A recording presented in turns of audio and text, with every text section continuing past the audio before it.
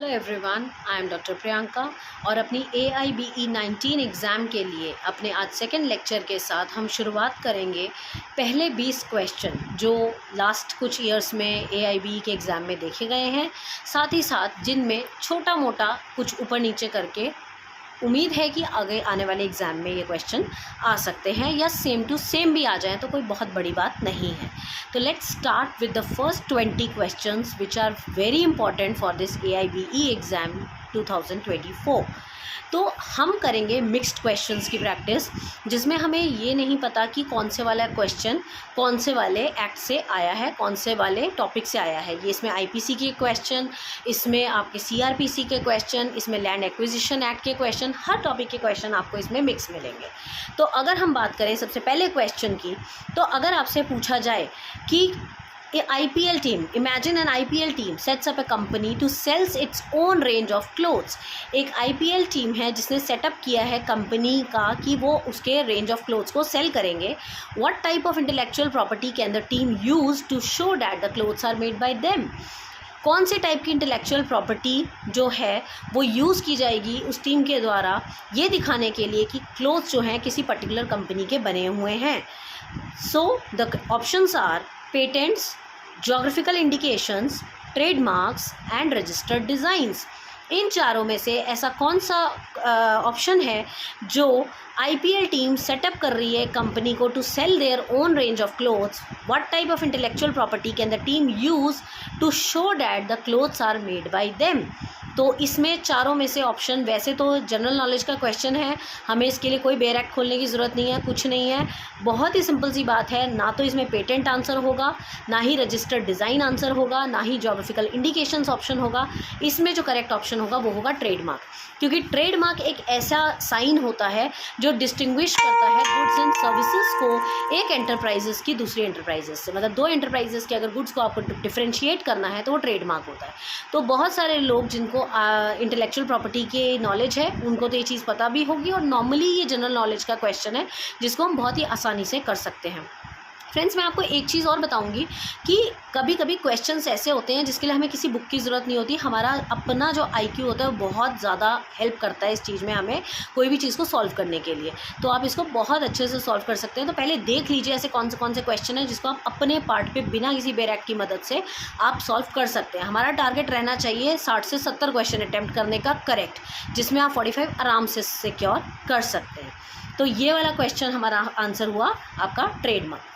दूसरा question discuss करते हैं, how long do patents usually last for? Patents की उम्र कितनी होती है? बहुत ही सिंपल क्वेश्चन है, इसका भी आंसर ज़्यादातर लोगों को पता ही होता है। 10 साल, 20 साल, 25 साल, 50 साल। नॉर्मली सबको पता होता है 20 साल का पेटेंट का पीरियड होता है, उसके बाद उसको रिन्यू करवाना पड़ता है। पेटेंट एक स्टैट्यूटरी राइट होता है जो आपकी जो रिस्पेक्टिव गवर्नमेंट है वो आपको ग्रांट करती है, और ये एक्सक्लूसिव राइट होता है जो कि एक पर्सन को किसी भी मतलब बार करता है उस किसी और की किसी भी प्रोडक्ट को यूज़ करने के लिए। तो आप इसको 20 ईयर्स तक यूज़ कर सकते हैं और उसके बाद उसको आप रिन्यू में डाल सकते हैं। This is the life of patent. अच्छा, एक चीज़ और, अगर आप जब क्वेश्चन कर रहे हैं और आपको कोई ऐसा लग रहा है कि ये भी हो सकता है आंसर, ये भी हो सकता है, तो आप इसमें एलिमिनेशन मेथड यूज़ कर सकते हैं। What is elimination method? कि आप पहले उस आंसर को कट कीजिए सबसे पहले, जो आंसर आपको बिल्कुल भी नहीं लगता कि आंसर हो सकता है, आप उसको कट कीजिए। एक एक करके आप काटते जाएंगे, लास्ट में 1 या 2 ऑप्शन रह जाएंगे, उसमें आपको आंसर के करेक्ट होने की प्रोबेबिलिटी थोड़ी ज़्यादा हो जाती है। Third question, the concept of freedom of trade and commerce mentioned in the Indian Constitution is motivated from experience of the following countries। जो concept of freedom of trade and commerce है जो हमारे Indian constitution में mentioned है, वो कौन से country से मोटिवेटेड है, कौन से कंट्री के एक्सपीरियंस से मोटिवेटेड है? Options are America, number 2 Australia, number 3 Ireland and number 4 is UK, United Kingdom. तो concept of freedom and of trade and commerce जो है ये ऑस्ट्रेलिया से लिया गया कॉन्सेप्ट है। Section 92 of constitution of Australia, trade within the commonwealth to be free on the imposition of uniform duties of trade, commerce, customs etcetera among the states, whether by means of internal carriage or ocean navigation, shall be absolutely free। ये जो concept of freedom of trade and commerce है ये Australian constitution से inspired है। Moving on to the next question, which of the following writ is issued to enforce the performance of public duties by authority? ऐसे कौन सा writ है इनमें से जो इन्फोर्स करता है पब्लिक ड्यूटी की परफॉर्मेंस के लिए, मतलब to enforce the performance of public duty की कोई अगर अपनी ड्यूटी नहीं निभा रहा है ठीक से तो उसको इन्फोर्स करता है और ये पूछता है बाय व्हाट अथॉरिटी आप ये काम कर रहे हैं। तो इसमें आपके ऑप्शंस हैं mandamus, quo warranto, certiorari and prohibition. So the answer is mandamus. Mandamus जो है वो ये बोलता है to enforce the performance of public duty. अगर कोई अपनी ड्यूटी सही से नहीं कर रहा है तो वो उसको इसके लिए बोलते हैं। It is not generally a remedy against private wrongs. The scope of writ of mandamus is against the private authority which might be performing a public duty limited to enforcement of public duty and this court cannot interfere with the internal management of private body। तो यहाँ पर writ of mandamus is the correct answer। Moving on to the next question, which of the following constitutional amendment act has made the provision for publishing Hindi translation of the constitution? इनमें से ऐसा कौन सा constitutional amendment act है जो Hindi translation को constitution को Hindi translation में पब्लिश करने का जिसने प्रोविज़न निकाला था? तो इसका आंसर आपको कॉन्स्टिट्यूशन के बेयर एक्ट में आराम से मिल जाएगा। आप उसमें ये जो भी 4 ऑप्शन हैं सिर्फ उन्हीं चारों अमेंडमेंट को देखें और उसके बाद उसका आंसर आप निकाल सकते हैं। इसका ऑप्शन है 58th अमेंडमेंट। 58th अमेंडमेंट ने प्रोविज़न दिया हिंदी ट्रांसलेशन ऑफ कॉन्स्टिट्यूशन के लिए, तो ये इसका करेक्ट आंसर है। इसके बाद नेक्स्ट क्वेश्चन है, which of the following is a landmark judgment on the colourable legislation? आपने एक डॉक्ट्रीन पढ़ी होगी, डॉक्ट्रीन ऑफ कलरेबल लेजिस्लेशन। उनमें से केस लॉज दिया हुआ है state of Bihar versus Kameshwar Singh, M Karunanidhi versus union of India, state of Karnataka versus union of India and Keshav Nandan Mahadeva Menon versus state of Bombay. अब ये आपको केस लॉज में देखने पड़ेंगे कि डॉक्ट्रीन ऑफ कलरेबल लेजिस्लेशन इनमें से कौन से केस में लागू हुआ। बहुत ही क्लियर है state of Bihar versus Kameshwar Singh, जिसमें कि बताया जाता है कि पार्लियामेंट में आपके स्टेट और यूनियन में अगर ऐसा हो जाए कि कोई भी ऐसा कोई लॉ बना दे जो उसकी अथॉरिटी में नहीं है तो वो उसको घुमा के भी नहीं बना सकता। मतलब what is not in your authority directly you can not do it indirectly too. तो it has been enacted under power conferred by legislative entry 42 of the list 3। It is well settled that parliament with limited powers cannot do indirectly what it cannot do directly। जो भी आप directly नहीं कर सकते उसको आप indirectly करने की भी कोशिश ना करें। Next question, which of the following constitutional amendment act was passed in light of the advisory opinion received by Beruberi case? Beruberi case के अंदर इनमें से कौन सा constitutional amendment जो है वो पास किया गया था? Options are 4th Amendment Act 1955, 7th Amendment Act 1956, 9th Amendment Act 1960 and 11th Amendment Act 1961। ये आपको अमेंडमेंट्स में देखना पड़ेगा। कॉन्स्टिट्यूशनल अमेंडमेंट्स आपको मिल जाएंगी बेयर एक्ट में, जिसमें हमारा जो करेक्ट ऑप्शन है वो है कॉन्स्टिट्यूशनल 9 अमेंडमेंट एक्ट 1960, जिसमें बताया गया था बेरूबेरी केस के अंदर जो इसमें एडवाइजरी ओपिनियन जो था दिया गया था। बेरूबेरी केस ऐसा केस था जिसमें इंडिया और पाकिस्तान में कुछ जगह को लेके झगड़ा हुआ था, जिसमें आधी ज़मीन पाकिस्तान के हवाले कर दी गई थी और आधी इंडिया के हवाले कर दी गई थी। तो ये बेरूबेरी केस था, बहुत ही फेमस केस लॉ था, सबको याद होगा। Which of the following provision of the Constitution of India is relevant for solving questions of repugnancy between a central law and state law? Very important and very simple question। इनमें से कौन सा provision ऐसा है हमारे constitution of India का जिसमें अगर स्टेट और सेंटर के बीच में कोई रेपग्नेंसी हो जाती है, रेपग्नेंसी का मतलब होता है कोई आपस में मतभेद हो जाता है, तो कौन से आर्टिकल के अंडर उसको सुलझाया जाता है? बहुत ही सिंपल है, आर्टिकल 254। हमने बहुत बार पढ़ा है ये कि in case of state and जो सेंटर है उनके बीच में अगर कोई मतभेद होता है तो आर्टिकल 254 के तहत इसको मैटर को सॉल्व किया जाता है। Next question, what transition period was provided in the Constitution of India for charging official language of union from English to Hindi? Official language English से हिंदी में कन्वर्ट करने के लिए कॉन्स्टिट्यूशन ऑफ इंडिया ने कितना ट्रांजिशन पीरियड लिया था? Options are 5 years, 10 years, 15 years and 25 years। Correct option is 15 साल, 15 years। पार्लियामेंट ने में लॉ बना था कि after said period of 15 years the English language और Devanagari form of numerals for such purpose as may be specified by law. Okay 15 साल। कुछ question ऐसे होंगे जो आपको एक बार में सुन के भी याद हो जाएंगे कि अगर आपको कल को हिट करते हैं वो क्वेश्चन पेपर में तो आप बहुत जल्दी इसको मार्क भी कर सकते हैं। In which of the following case it was held that there could be no reservation of single post in the cadre? ऐसा कौन सा केस था इनमें से जिसमें ये बताया गया था कि अगर किसी भी कैडर में अगर सिंगल पोस्ट निकलती है तो उसमें रिजर्वेशन नहीं होगी? वो केस के ऑप्शंस दिए हुए हैं। Chakradhar Paswan versus state of Bihar, KC Vasanth Kumar versus state of Karnataka, ABSK Sangh versus union of India and state of Kerala versus NM Thomas. तो इनमें से जो केस था जिसमें सिंगल पोस्ट ऑफ कैडर में रिजर्वेशन नहीं होगा ऐसा कहा गया था, वो केस था Chakradhar Paswan versus state of Bihar. It was held that there could be no reservation on single post in a cadre. अब हर एक केस को तो देखिए याद करना पॉसिबल भी नहीं है, तो कुछ ऐसा होता है कि सुनी सुनाई चीज़ें आपको एग्जाम में याद आ जाती है। Moving on to the next question, sexual harassment of a working woman at her place of work may also be considered as a violation of which of the following provision of Constitution of India? Working women का अगर sexual harassment होता है उसके काम की जगह पर तो वो कौन से वाले प्रोविज़न का वायोलेशन माना जाएगा कॉन्स्टिट्यूशन ऑफ इंडिया में? Article 19(1)(b), article 19(1)(d), article 19(1)(e) and article 19(1)(g। तो ऐसे क्वेश्चन बहुत कंफ्यूजिंग होते हैं, तो आप सीधे सीधे ये वाले आर्टिकल्स देख लीजिए बेयर एक्ट में, आपको पता चल जाएगा वहाँ पर कौन सा सेक्सुअल हैरेसमेंट का केस है। Correct option is article 19(1)(g), in which working women का अगर हैरेसमेंट होता है तो उसका वहाँ पर वायलेशन माना जाएगा। Have the right to practice any profession और to carry any occupation, trade और बिजनेस, सारे सिटीजन्स को राइट होता है। Next is which of the following doctrine has been applied to resolve the conflict between article 25(2)(b and 26(b) of the constitution of India? इनमें से ऐसा कौन सा डॉक्ट्रीन है जो अप्लाई किया जाएगा कॉन्फ्लिक्ट को रिजॉल्व करने के लिए अगर कॉन्फ्लिक्ट होता है आर्टिकल 25(2)(b एंड 26(b) के अंदर कॉन्स्टिट्यूशन ऑफ इंडिया में? Options are doctrine of harmonious construction, doctrine of casus omissus, doctrine of liberal interpretation and doctrine of patent substance. ये चारों डॉक्ट्रीन्स हैं।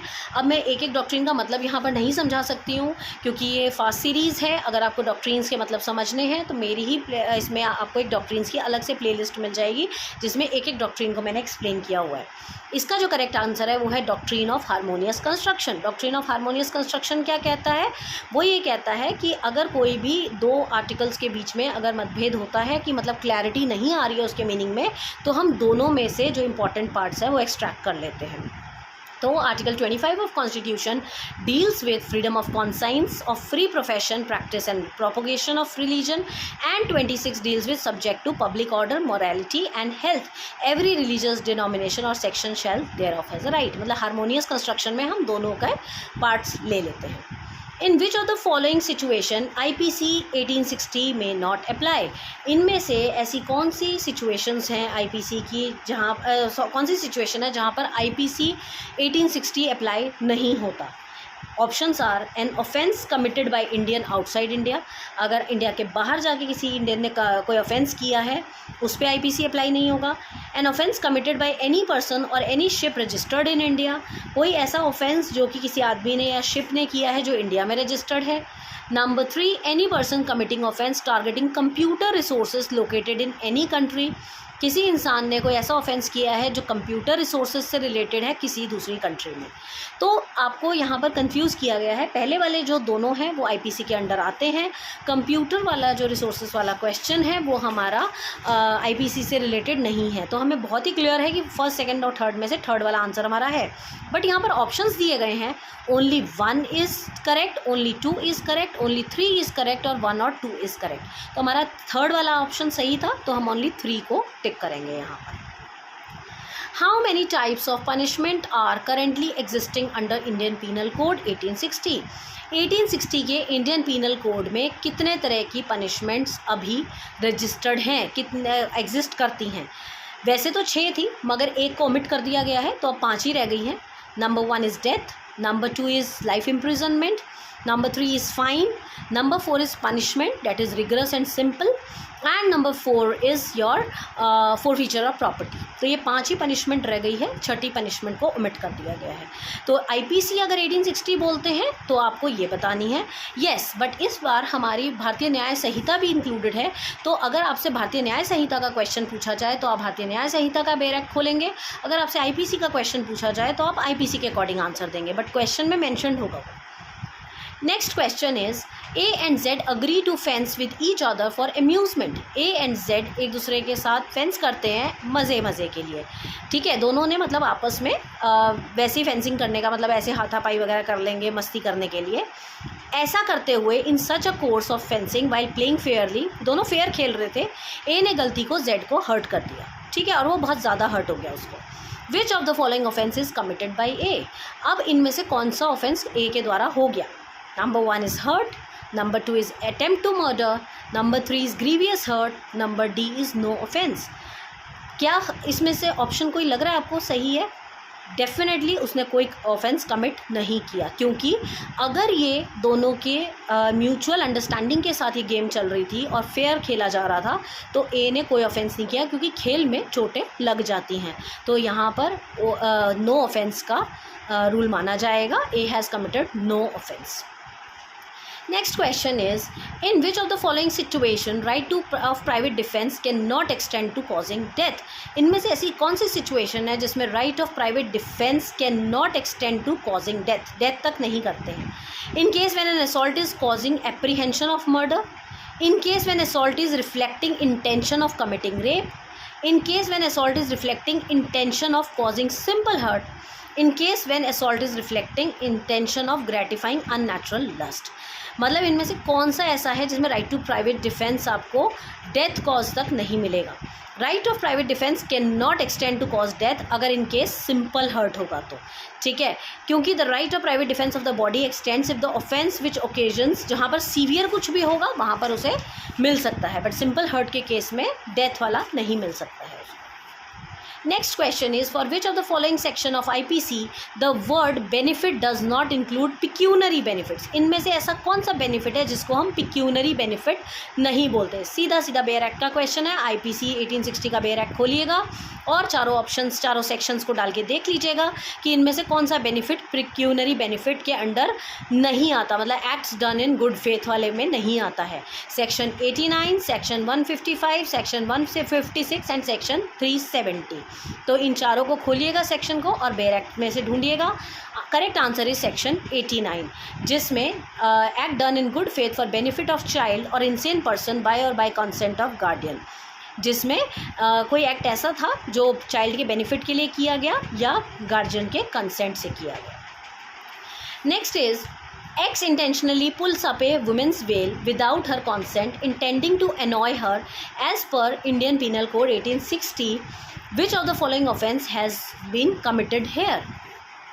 तो एक औरत का किसी ने जो घूंघट होता है औरतों का वो खींच लिया किसी ने, और ऐसे उसे अनॉय करने के लिए, गुस्सा करने के लिए। तो उस केस में उसने कौन सा ऑफेंस कमिट किया? हर्ट, क्रिमिनल फोर्स, असॉल्ट और ग्रीवियस हर्ट। इसको सीधा सीधा हम क्रिमिनल फोर्स में डालते हैं क्योंकि ये गलत है। As per section 350 of IPC intentionally अगर आप फोर्सफुली किसी की बिना कंसेंट से उसको तंग करते हो या उसको इस तरीके से हर्ट करने की कोशिश करते हो तो उसको आपका क्रिमिनल फोर्स समझा जाता है। Let's do one more question.